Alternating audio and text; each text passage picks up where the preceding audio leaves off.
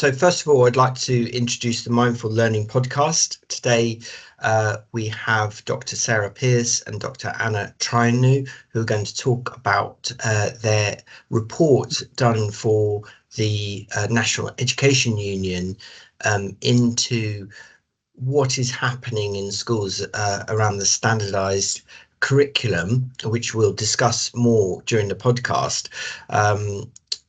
Called Next Slide, please. It's a really readable report, and I think that all teachers and teacher educators in particular, and possibly parents, we can discuss this, need to look at this report because it's nuanced and relevant to a wide range of people, and politicians too, on the impact of a kind of standardized curriculum that has emerged in the last 2 decades. And again, we can discuss this in UK schools, and particularly English schools, which they look at. So without further ado, I'm going to sort of throw this out for these questions out to both of you, and we can have a discussion about them. And my first question was, what, drawing from your reports and elsewhere, what do you think are the key issues facing teachers at the moment in terms of teaching the curriculum? Maybe I can just turn to you, Anna, first of all, and then Sarah. Is that okay? Well, I think we talked about this, and thank you very much, Francis, for the invitation. Sarah will respond to this question first, and then I'll take it from there, if that's okay. Right. Okay, great. Yeah. Over to you, Sarah. What's your thought on this? So I guess what I think what we found from the interviews in particular. So I mean, perhaps we should explain a little bit about what we did. So we started with a survey. So we surveyed 1,655 teachers across England about their experiences with standardised curriculum. Probably we should define what we mean by standardised curricula as well before we go any further. We mean packages of materials which are more or less ready for a teacher to teach. I'm trying to avoid the word deliver in the classroom. So, and they most often, 9 times out of 10, they are set up a PowerPoint, slide deck. Yeah. Is the kind of standard issue that provides us almost in some cases, in extreme cases, a script of exactly what the teacher is going to say. Do in the lesson. And what we found the teachers telling us was that there's a fair range of experiences. So there are some teachers who are still free to collaboratively create curriculum resources, and they have a fair degree of control in the classroom. But far more of the teachers that we spoke to were saying, we have these standardized packages we are expected to teach. And again, a significant number of those were saying we have no leeway at all in how that's done. So we have to deliver them exactly as created. And they identified, really, they were so articulate in identifying why that was problematic for them, that it was really taking away what they saw as a fundamental aspect of the role of a teacher, which is to, yes, bring content to the students, but then to respond to their response and to adjust the teaching accordingly. And they weren't able to do that. It was this delivery, this homogenous kind of delivery of material, and the response almost didn't matter. That was the problem that they were saying. If the children didn't understand it, it almost didn't matter. They had to keep going. It was a sort of conveyor belt idea of keeping going with the material. And we had teachers telling us, that comes from our title, Are You on Slide 8 Yet? Several teachers were telling us things like, we have a senior leader standing outside the door checking that we're all on the same slide. So parallel classes are all on the same slide. Another teacher told us something, said to the senior leader, what happens if we know the children aren't getting it? And the senior leader said, just carry on to the next slide. So that lack of ability to respond, to change the pace, to change the approach if the children aren't getting it, many of the teachers in our study felt that they weren't allowed to do that. Yeah, and just maybe just amplify a tiny bit more around, what were the teachers saying were the sort of problems in their view with this, in what sorts of thoughts were they coming up with? So the things like this, the students were, really struggling Yeah. team, because they felt they knew they were falling behind and they weren't getting the help that they needed. Very able students were bored. Yeah. Because they weren't getting stretched, so that there was a lack of challenge in the materials. And the teachers themselves were not enjoying their job, because they saw their job, creative job, and a job that's interpersonal, has a strong interpersonal element, and all of that had been taken away because they were just delivering this material. And some teachers talked about things like, I feel like I'm just a warm body in front of the class. That interpersonal element had gone. Yeah, and I guess maybe that's a thank you. That's a really great summary of some of the key things that you say in the report. Maybe now I could pass on to Anna for the second question. What's the purpose of the report, and what findings does it arrive at, as it were? Well, it's got a bit of a history, Francis, this report, because the union was interested initially in finding out more about how the Oak National Academy, the resources produced by the Oak National Academy, were used across schools. Because as we know, it is a particular case. It is funded by the then government. It was funded by the then government and received about £43 million to develop online resources. So the union was particularly interested in exploring how these resources were used by teachers. So they approached us. We got the funding to carry out the research, and in the process, we found that the resources produced by Oak were not used that much in schools. Instead, teachers reported that they were using other resources, which were either produced at school level, or they were produced by private companies, and so on.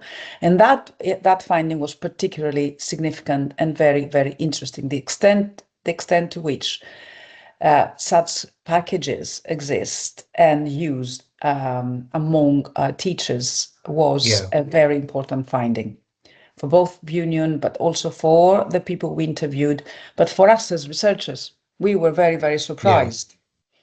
So with 90% of primary teachers in our survey said that they standardised packages in the past year, and 54% of secondaries, which was higher than we thought it would be. And there is a clear trend at primary level. What we found was most of the resources used was related to maths and English, and understandably to some extent because of such, but also other subjects. I think languages was the other subject where such resources were used. But at secondary level, the trend there's a trend there which is significant to notice. Most of the resources used by teachers at secondary level were produced by maths, by the school, the academies themselves. These multi-year chain academy chains. Yes, and that was significant. Who are essentially buying their own resources, aren't they, in a way? There are some they're buying resources, but some produce resources in-house. Got their own ones. And I do need to say something about the methodology of the project. We carried out a survey of 1655 classroom teachers and middle leaders working in English mainstream and secondary schools for students aged 0 to 18, nurseries included. We also carried out 40 interviews with teachers, 21 individual interviews and 19 in focus groups. And we analyzed policy documents and curriculum materials. The sample was drawn from the membership of the National Education Union. And we did, in the end, carry out a study of OAK as a publicly funded scheme. We treated OAK as a case study. So I'd like to talk about, mention the methodology.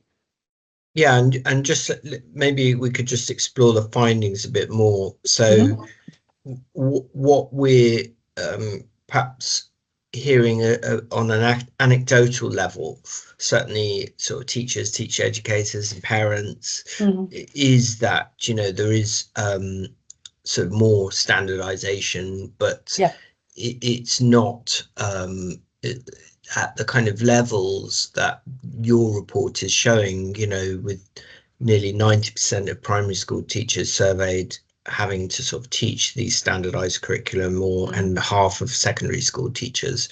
So it, you know, your report does reveal a very high level of what we might call standardized approaches. You know, just any reflections on that, on the kind of just the stark, simple, quantitative statistics that you generated. I think we'd like to add a bit of nuance to that, because we found, and I think it's really important to explain, is that a wide variety of levels of strictness in terms of how they're used. So while most of the teachers that we spoke to in the interviews had used them or were using them in some form or other, they weren't using them for every curriculum area, for example, in primary. And also the level of expectation of how strictly they had to follow them varied from school to school. So we had schools which said, yes, we do use a standardized curriculum, but of course I expect my teachers to make judgments about how quickly to go through the material, you know, to adjust the slides if they want to, if something they think of something better, that's absolutely fine. I want them to be able to do that. I'd have to say, from my experience of the interviews, and I've spent a lot of time with that interview material, that was a minority. There were more people saying, actually, no, I am required to do it exactly as it says in the slides. But I think what the teachers were mostly complaining about is that very strict level of adherence that they found very problematic. Much less so that there was some framework. They were reasonably happy that there was some framework they had to follow, but the lack of freedom to adjust was what they really struggled with. Yes, I mean, yes, that's absolutely correct. See, one of the important findings is that teachers who use standardized curricula reported a reduced sense of professional autonomy. And what we mean by this is a reduced sense of decision making and of their ability to exercise professional judgment. And that was very clearly evident across primary and secondary teachers. They felt very, very frustrated that they were not allowed to make, to use their expertise, to draw on their own knowledge of the children in the classroom in order to make decisions about how to progress their learning. So that was very, very important. The other important finding that we found is, despite all that is said in relation to the impact that such material may have on teachers' workload, we found no difference in terms of workload but, among those who use standardized curricula and those who did not use standardized curricula. So that is significant.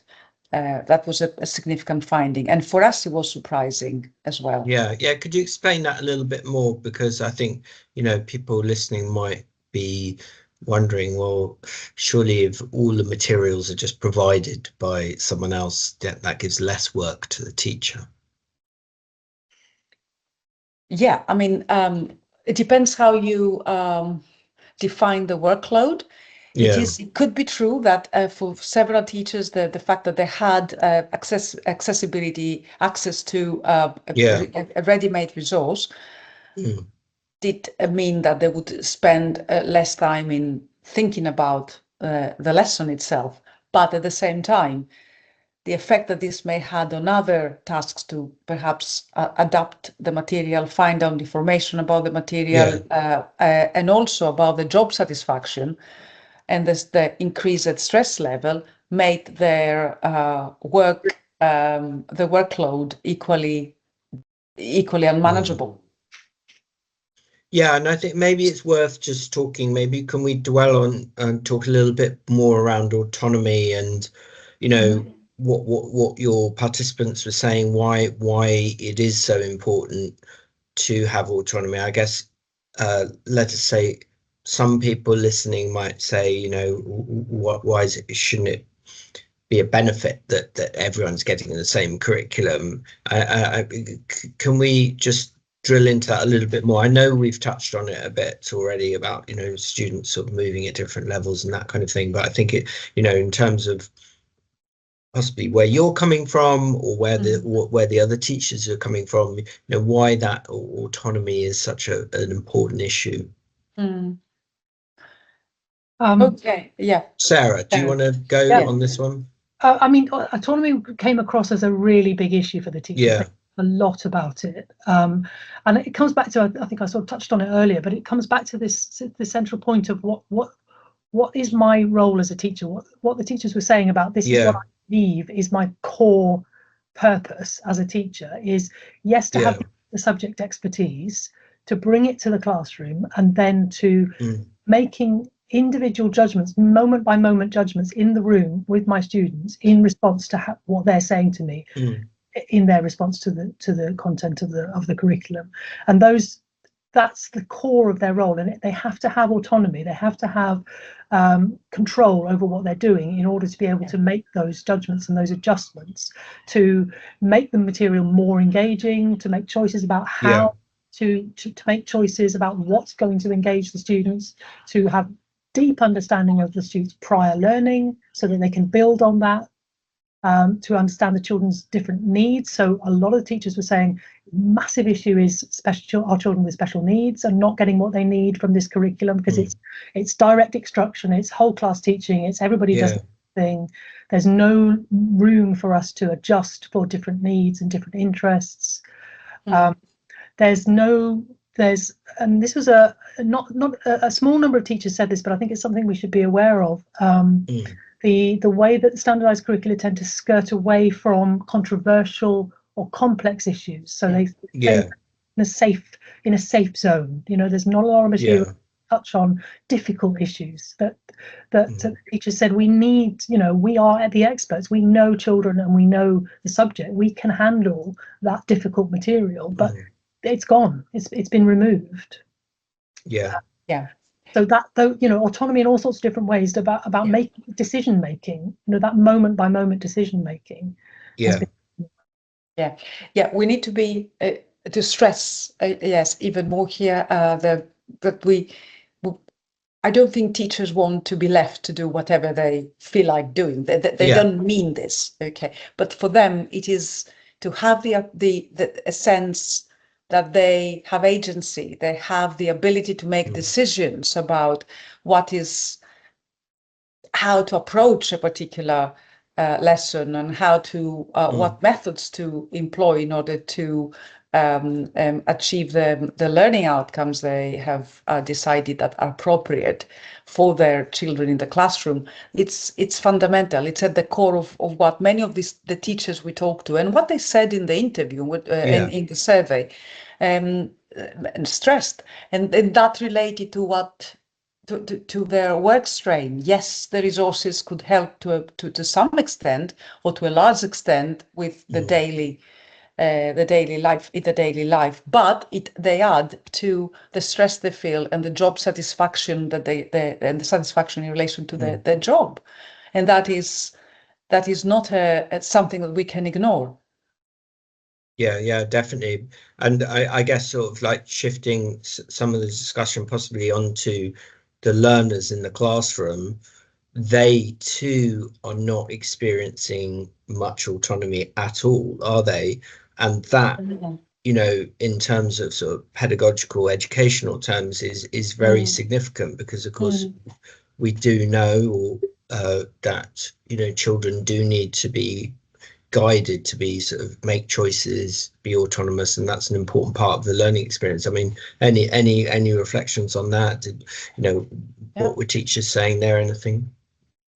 Yeah, I think at this point we sort of want to touch on the 2014 curriculum and the way in which that curriculum paved the way, I guess, for standardization, because this idea of a knowledge-rich curriculum, so very much based on facts, factual knowledge, factual recall, and enables this kind of whole class teaching approach. It's all about just learn these facts, remember these facts, rather than active learning, project-based, creative approaches, which would be much harder to do through a standardized curriculum. So there is a sort of a synergy between these two things. Yeah. It's not an accident that they kind of run in parallel. Oh no, and obviously the proliferation of the EdTech since COVID companies hasn't helped at all. On the contrary, it has actually helped to create this industry of online, the production of online resources. So obviously, the 2014 curriculum helps with this, because the knowledge, including the curriculum, is very, very specific and very, very limited and manageable, in chunks.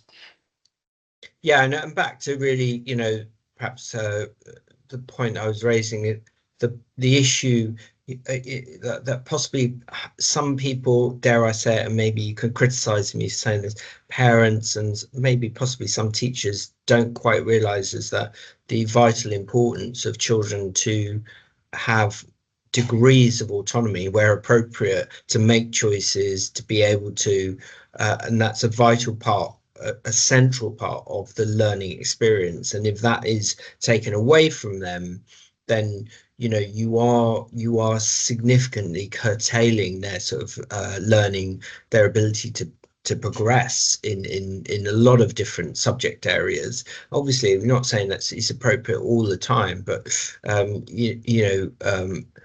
children need, in my own subject of English, to be able to make choices about what topic they might write a story on or an essay on. They need to be able to make a mess of writing a paragraph and realize that they've got it wrong. That these sorts of choices and reflective moments are being taken away from children compared with what they'd had previously. I would say it's not just about choices, it's also about, I would say talk was the most the biggest casualty in this situation. The room for children to talk and work in groups has really been curtailed massively through this direct instruction, whole class teaching, everybody sitting in rows, working alone, only talking to the teacher. That kind of model is really dominant. And yes, that is very dominant, but also the valuing students' experiences, where their own experiences. I think that is lost as well. There's no room for such kind of discussion, such kind of conversation in the sequence that is of the teaching sequence that is very often promoted in these packages. So all the things we know around constructivist learning and the value of dialogue and social interaction, it seems that has been lost in this latest view that learning takes place through instruction first. And direct instruction of facts. A lot of the teachers that it's we're talking, some of the teachers in the interviews were saying things like, we're talking about curriculum, but really we're talking about pedagogy. In taking control of the curriculum in this way, they have also completely changed the pedagogical approaches that we're able to use. And actually some of them were saying it's that more than the curriculum that really bothers me, that I can't teach in the way that I know is right. I can't get students actively involved anymore.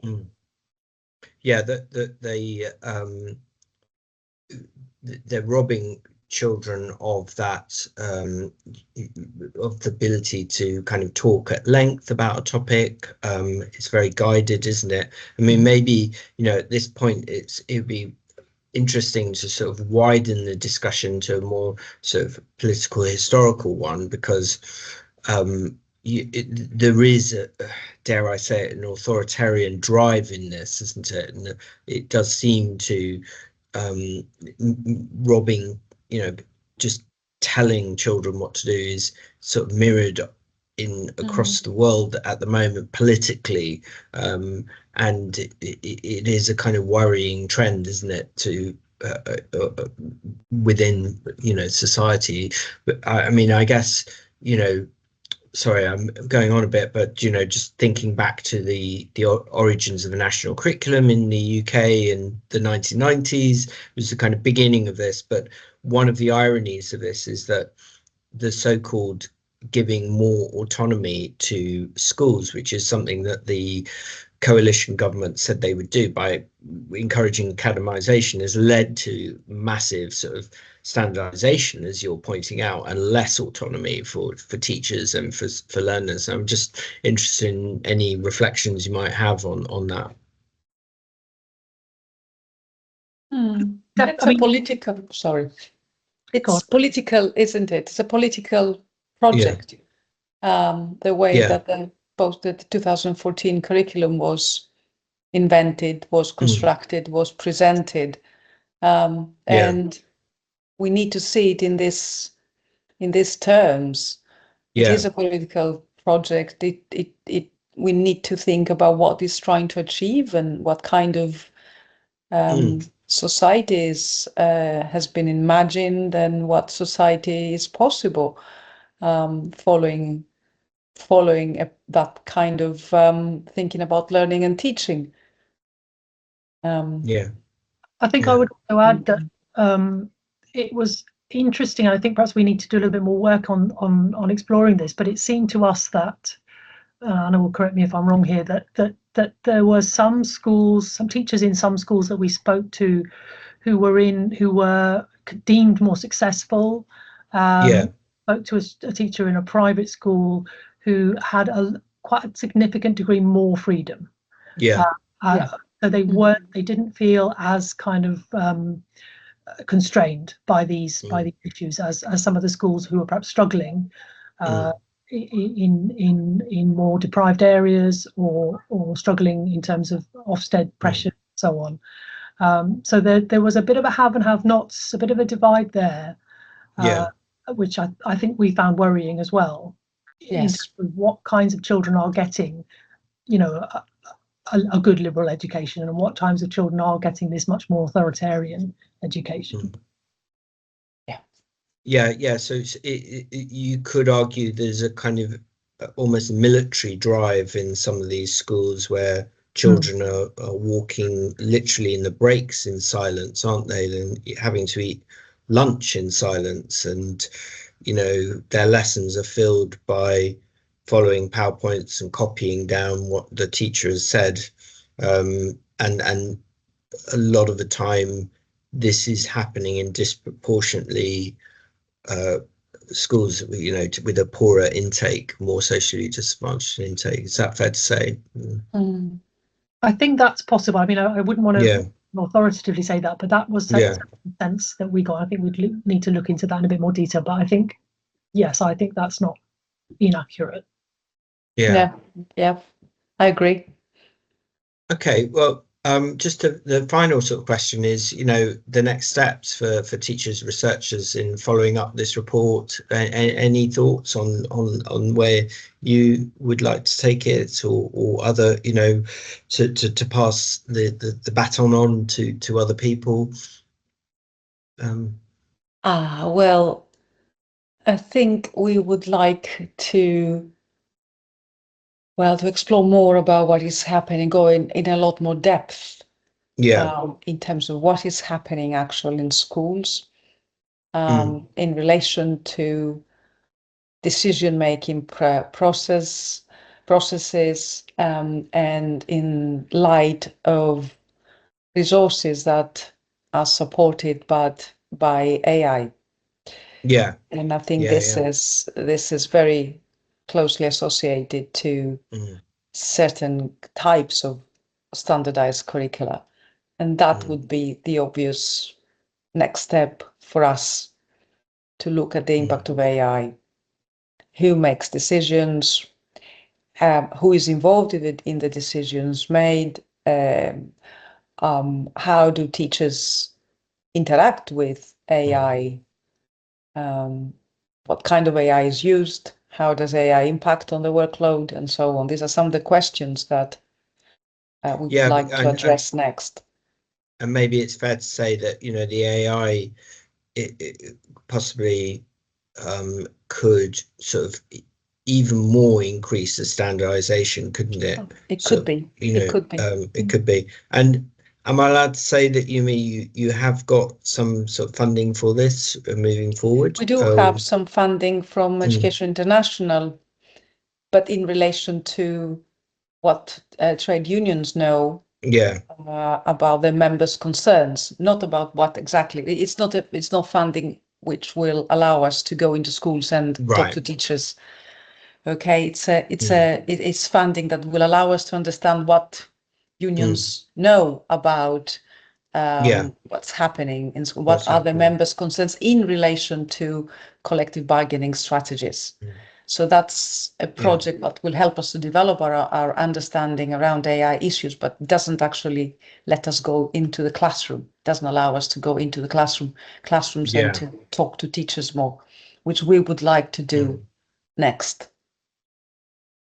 Yeah. I mean, Sarah, any thoughts on next steps? Well, I'm writing a piece at the moment about the pedagogy, how all this is affecting the pedagogy. You know, the in-class curriculum. I'm calling it the in-class curriculum making. You know, that I was talking about those decisions that teachers are making within the class. So I'm writing about that at the moment. I find that a really fascinating and important aspect. I would love to. I mean, the reason we did this really is I'd love to hear more from teachers. You know, I'd love to get some response from teachers. You know, what are we saying the right? What we're saying reflected in your experience? Tell us more. You know, let's get some movement here. Let's try to have a debate. It feels like this has all happened by stealth. And the teachers in our interviews were saying, please get this out there. You know, people don't know that this is happening. So, you know, I want to try and spread the word as much as possible and get a debate going, get a discussion going in schools. Yeah, and that's certainly something that you know, we would encourage at Goldsmiths, wouldn't we? Anna, you run the Centre for Identities and Social Justice. Yes. You know, and I think you've run events around this, and we run a PGCs, teacher education, and we certainly are aiming to sort of have more discussion around this, and certainly try and see if there are funding streams for you know, researchers like you to really delve a bit more deeply into these issues that you've raised. And of course, if anyone's listening, do feel free to get in touch with me or Anna or Sarah, if appropriate, about this. And so thank you so much for this discussion. Francis, can I just say that on the 3rd of December, we organize an event, a seminar as part of CSJ, where we will be discussing the teaching of English in relation to standardized curricula, the report we've produced. And Michael Rosen will be one of the speakers, but we will circulate details. We hope to have a roundtable with members of various organizations to participate in the event, and we will welcome, obviously, your suggestions in the organization of the event. So that great. Well, that's a great note to end on. And I'll put the details of that on the blog as well. And we can advertise thank you. And also a link to the report, Francis? And a link, of course, to the report. That goes without question. And thank you so much for this. It's really, really good to actually talk about these issues, get them out in the open. I feel like there's also a kind of, although there are some real issues here, there's a positivity in the sense that this is about trying to get teachers together, trying to establish more sort of forums for them to feel that they can talk about the core issues of pedagogy and have more agency. So there's a kind of positive drive here, which I think is really important to stress. Thank you. Thank you.